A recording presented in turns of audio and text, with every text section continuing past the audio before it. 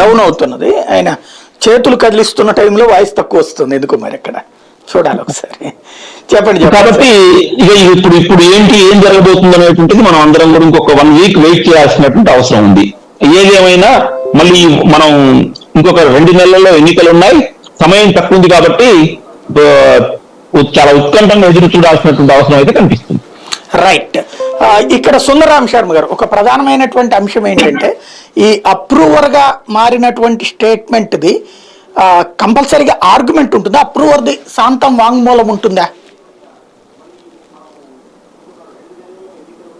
Hello Sharma గారు.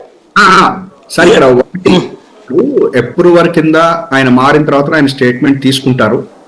ఆ తర్వాత వీళ్ళు ఇప్పుడు కౌంటర్ కూడా ఫైల్ చేస్తున్నారు. కాబట్టి ఇంతకు ముందు దాంట్లో నాకు గుర్తున్నంత వరకు దస్తగిరి దాంట్లో ఎవరు కౌంటర్ ఫైల్ చేసినట్టు లేదు. అవును, అప్రూవర్. ఇప్పుడు ఈయన కౌంటర్ ఫైల్ చేస్తారు. అప్రూవర్ గా తీసుకోవడానికి వీలు లేదంటూ కౌంటర్ ఫైల్ చేశారు, దాన్ని తోసిపుచ్చింది కోర్టు.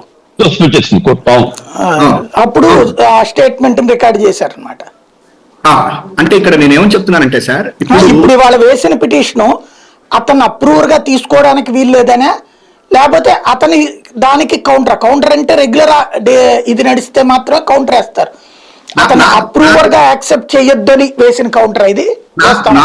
నాకు ఉన్న ఇది వరకు ఆయన తరఫున ఆయన ఏదైతే ఈ ఇన్వాయిస్లు ఇవన్నీ ఫైల్ చేశారో సిఐడి వాళ్ళు వేసినటువంటి డాక్యుమెంట్స్ అన్ని వాళ్ళకి అడిగి చంద్రబాబు నాయుడు గారి యొక్క న్యాయవాదులు అడిగి దానికి కౌంటర్ వేసేటట్టుగా వాళ్ళు ఇచ్చేశారు. దాంట్లో ఇది కూడా ఉండొచ్చు. ఏం చేస్తారో రేపు కౌంటర్ లో అనేటువంటిది మనం ఇప్పుడే చెప్పలేం వాళ్ళని.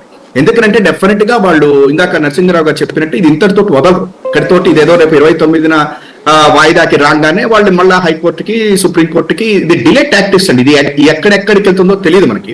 ఇంకొకటి న్యాయ పరిభాషలో లేనటువంటి కొత్త వింతలు పోకడలు కూడా మనం చూస్తాం. ఎందుకని చెప్పంటే ఇది మామూలుగా రొటీన్ ప్రొసీజర్ లోనో రొటీన్ ఇదిలోనో జరుగుతుండేటువంటి కేసు చంద్రబాబుది కాదు. ఇప్పుడు మిగతా వాళ్ళది ఇప్పుడు మీరు ఇందాక ఆయన చెప్పినట్టుగా ఇప్పుడు లిక్కర్ స్కామ్ లోను వాటిల్లోనూ వాళ్ళు అప్రూవల్ కింద మారారు, తర్వాత వాళ్ళు ఇచ్చేసి ఇవన్నీ మామూలు అక్కడ. కానీ అక్కడ ఎవరు కూడా చంద్రబాబు గారికి ఉన్నటువంటి న్యాయ పరిజ్ఞానం లేదు వాళ్ళకి. కానీ ఇక్కడ అట్లా కాదు. ఇప్పుడు డెఫినెట్ గా ఇది నేను మళ్ళా చెప్తున్నానంటే చంద్రబాబు నాయుడు గారు ఎన్నికలు షెడ్యూల్ వచ్చేదాకా ఏది కూడా కేసుల్ని కోర్టుల్లో నడవనివ్వరు. ఇప్పుడు 17A పట్టుకుని ఎందుకు వేలాడటం?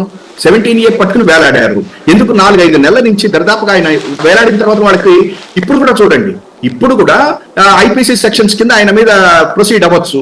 దానికి మళ్ళా రేపు పొద్దున్న వేస్తారు మళ్ళా కోర్టులో. ఏమనంటే ఐపీసీ ప్రొసీడ్ అన్నారు కానీ 17A పెండింగ్ ఉంది అనుకుంటారు. అందుకే నేను చెప్తున్నా కొత్త